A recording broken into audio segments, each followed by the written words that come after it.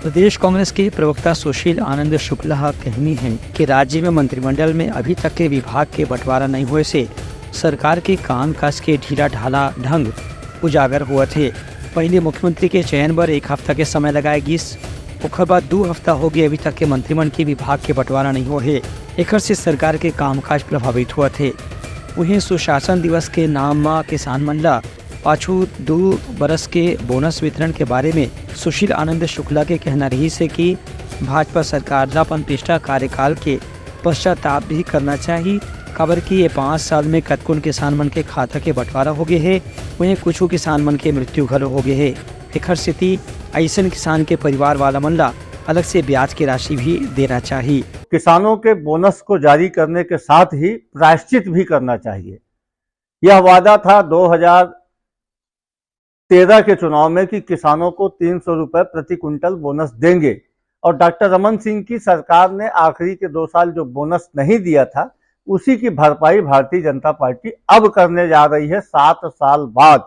तो इनको प्रायश्चित भी देना चाहिए। दूसरी बात, इस बोनस की रकम के साथ किसानों को इतने दिन के पैसे का ब्याज भी देना चाहिए।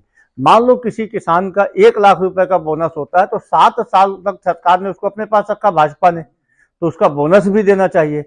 तीसरी जो महत्वपूर्ण बात है आज जो बोनस के संबंध में, इन 7 सालों में परिवारों में विभाजन हो गया, खाते में बंटवारा हो गया, कुछ लोगों की मौत हो गई तो फौत भी चढ़ गया, नाम चेंज हो गए। तो ऐसे में आप चिन्हांकित कैसे करेंगे कि किनको किनको बोनस देना है। उस समय 12 लाख किसानों ने धान बेचा था, तो वैसी स्थिति में वो सेम के सेम 12 लाख की स्थिति तैयार नहीं होगी, उसमें कुछ की संख्या बढ़ेगी क्योंकि खाता विभाजन हो गया। तो इसका बिना सर्वे किए आप बोनस देने की जो बातें कर रहे हैं वो सिर्फ भ्रम पैदा करना है, लोगों को झुठलाना है। सही माने में हर किसान को बोनस नहीं दे पाएंगे। पहले मुख्यमंत्री के चयन को लेकर सिर्फ फुटौल हुआ, बड़ी मुश्किल के बाद 5 दिनों के बाद मुख्यमंत्री के नाम का चयन हुआ।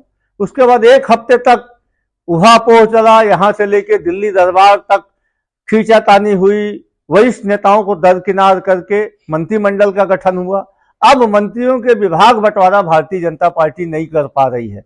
दरअसल ईवीएम के भरोसे यह सरकार आई है सत्ता में, जनता का इनको विश्वास नहीं है, तो इसलिए इनमें सामंजस्य भी नहीं बैठ रहा है। सरकार को इस मामले में फौरी तौर पे सारे उपाय करना चाहिए, जन जागरूकता फैलानी चाहिए और लोगों को भी सावधानी बरतनी चाहिए। कोरोना में पिछले कुछ वर्षों में हमने बहुत कुछ खोया है, उससे सबक लेके हर आदमी को इसमें सावधान रहना चाहिए। साथ ही सरकार को भी इस मामले को गंभीरता से लेके अभी से तैयारियां, खास करके जो हमारे आइसोलेशन वार्ड, ऑक्सीजन की पर्याप्त व्यवस्था, बेड की पर्याप्त व्यवस्था, इसको सुनिश्चित की जानी चाहिए। भले ही भगवान न करे इसकी जरूरत पड़े, लेकिन सावधानी ही बचाव है। उनका कहना है कि भाजपा सरकार के कामकाज में काफी ढीला ढाला रवैया हवे, हर काम पर एक लंबा इंतजार करे के एक प्रवृत्ति देखे बर विरत है। उन्हें कोरोना के बढ़ते संक्रमण ला देखत सुशील आनंद शुक्ला हकीम की राज्य सरकार ने मामला में त्वरित रूप से कुछ उपाय करना चाहिए, वरना अवैया दिन में कोरोना के खतरा और बढ़ सकत है।